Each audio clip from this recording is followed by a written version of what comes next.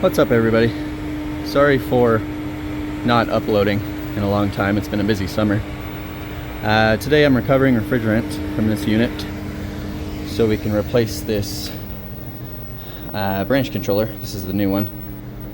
And I figured it'd be a good time to go over the refrigerant flow through this branch controller and how it works in heating main, heating only, cooling main, cooling only.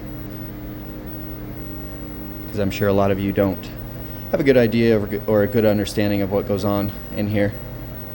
It looks like a lot is going on, but once you break it down, it's quite simple.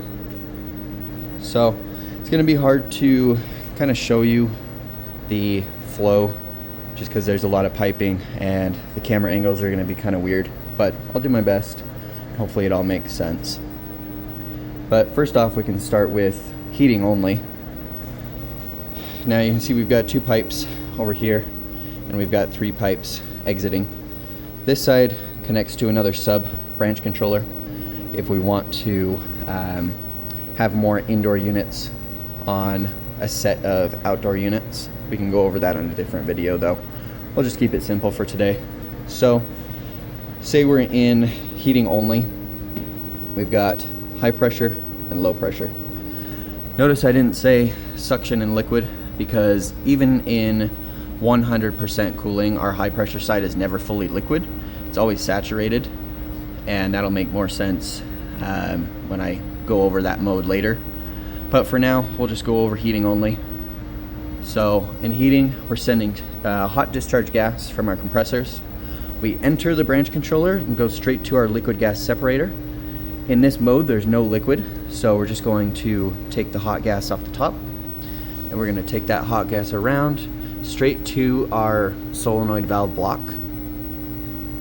Now, each of these pipes on the suction or hot gas side is they have three solenoids, SV A, B, and C. In this mode, solenoid valve B is going to open, which is going to allow hot gas to flow to our indoor unit wanting heating. That unit is going to heat with that hot gas. It's going to condense it down to a liquid, and it's going to lightly subcool it. That liquid is then going to travel back, check in, and now we need to subcool it one more time. So anytime we're subcooling liquid, we're subcooling it twice with Mitsubishi. So we've subcooled it once in the indoor unit, now we need to subcool it one more time. So we're going to take that liquid back, and we're going to inject it in between our two subcoolers. So after our first subcooler, before our second, because we only need to subcool it one more time. Okay, so we're going to inject it into our first or our second subcooler. It is going to be subcooled and become a solid column of nothing but liquid. It is going to exit our subcooler and enter this LEV3. In heating only, this LEV3 is our primary metering device. We need to take that liquid that we've made by heating and convert it into a suction gas, ideally. So we take that liquid that we just got from the indoor units, we flash it through this LEV, and we use it to cool our subcoolers. Okay, so we take that liquid, it goes through our LEV, and it enters our second subcooler first, flows through, enters our first subcooler, and then if we follow it right here, it goes straight back into our suction line, which comes up and exits and goes out to our outdoor unit. If we still have remaining liquid, we can flash it at the outdoor units and get that superheat, and then take it back to our compressor and start the cycle all over again. So now we can go over cooling only. So we enter on the high pressure side saturated, so that's a mix of vapor and liquid, and we keep that subcooling around 0 to 2 degrees maybe. We have very little subcooling. And the reason we do that is the size of this pipe. Imagine if we had a 500-foot line from the outdoor unit to this main BC. If this was full of liquid that refrigerant charge would be insane. Okay, so we enter saturated. Now we enter the gas liquid separator. We leave as a liquid. We come around. It's going to be hard to see, but essentially we're going to enter our subcooler. We're going to subcool it once, 9 to 27 degrees. We're going to enter the second subcooler, 27 to 54 degrees of subcooling, exiting the second subcooler. Okay, now we've got a lot of subcooling. Now we're just going to exit that second subcooler, and we're going to follow it around, and we come here and we come up and we enter the check valve block. Now any unit wanting cooling needs liquid, so we open SV A and C on the suction side, which allows the refrigerant to check in. It goes to the indoor unit, is superheated, comes back as a suction gas, enters the suction line, goes outside to start all over again.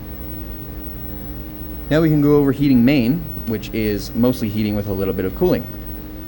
Now we're getting into the simultaneous nature of heat recovery. We can heat and cool at the same time, and we can do it with only 2 pipes.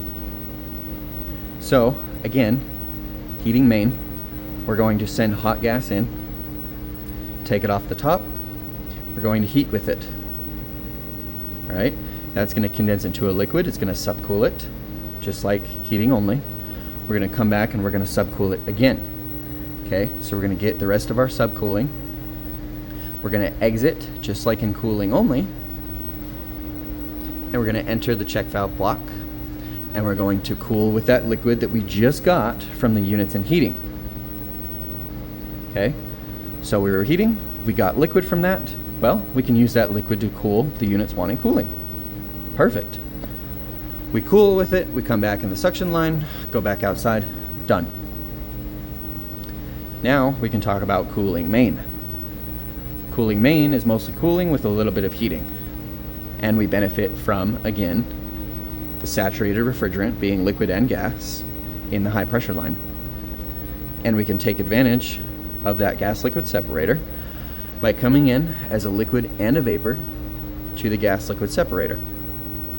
Okay, if we need cooling, we take that liquid refrigerant, subcool it twice, cool with it, and if we need heating, we take that hot gas off the top and we heat with it. We come back, we flash through our metering valve here to gain our subcooling again. Like I said, this metering valve is very important. So essentially in cooling, I didn't touch on this, there's a lot going on here, I'm trying to stay on track, but in cooling only, our subcooling works by again sending saturated gas into the hot gas line or the high pressure line. We have liquid and vapor. And this is cooling only and cooling main.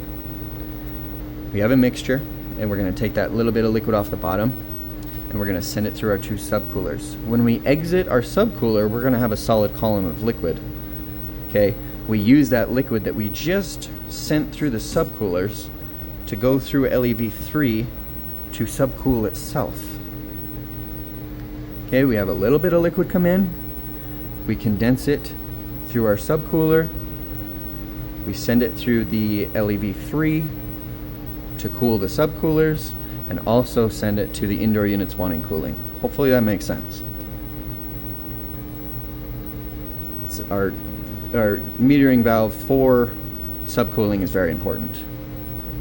Target superheat after your 2 subcoolers is 4 degrees. That's SH2 on maintenance tool. And then we've got LEV1 right here, which is between our 2 subcoolers. Okay, so we enter our first subcooler, we leave, we go through this LEV1, and then we enter our second subcooler. That's what's called our DPHM, our difference in pressure in heating mode. Now that's very important because when we're trying to heat and cool at the same time, we need a pressure difference to allow refrigerant flow. Okay, so if we've got 400 psi coming in, this LEV will restrict in heating mode, and then it will be a lower pressure on the second subcooler side. Now that's important because if you remember, we have liquid coming back from our indoor units. Okay, so we heat with that hot gas and then we come back to be subcooled again. Well, that liquid coming back is not going to join in with this second subcooler if they're at the same pressure. Okay, so we send that high pressure refrigerant to our indoor unit, we heat with it, we condense it to a liquid, and we come back to enter the second subcooler. We need the second subcooler to be at a lower pressure because it has to flow. If we've got 400 psi there, 400 psi here, they're not going to join together. So we use LEV1 to drop that pressure just a little bit, enter the second subcooler, and do our thing with it. Now in this branch controller we have LEV4, this is the newest model of their branch controller. Not much has changed, but we do have a new LEV, which is LEV4, which is only for defrost. So when we're in defrost, that coil is presumably covered in ice. We send hot discharge gas to that coil, condense it to a liquid. Now we've got to figure out how to get that liquid back into a vapor. So we're coming down with a lot of liquid, and we need to get rid of that liquid. Well, we don't want to send it to our indoor units to flash because that's inefficient, and we don't want to cool with that. If it's in the middle of winter, we don't want to cool with that. So we send that liquid in the branch controller, and we flash it through LEV4, and we dump it literally straight back into the suction line. I think that's really it. One more thing too on maintenance tool. This is a thermistor, and this on maintenance tool is T6, but in here it's labeled 16. Same thing with T5, it's 15, and T12, it's T2 on maintenance tool. So if you ever have a failed T6, it's 16 in here. I think that's really it. Like I said, I'm going to try to keep it simple. Hopefully that makes sense. Tried to explain it the best I could. It's hard when you're not here to ask questions or tell me to slow down, but hopefully that makes sense. And let me know if you have any questions in the comments, and let me know if there's anything specific you'd like to see. Thanks for watching.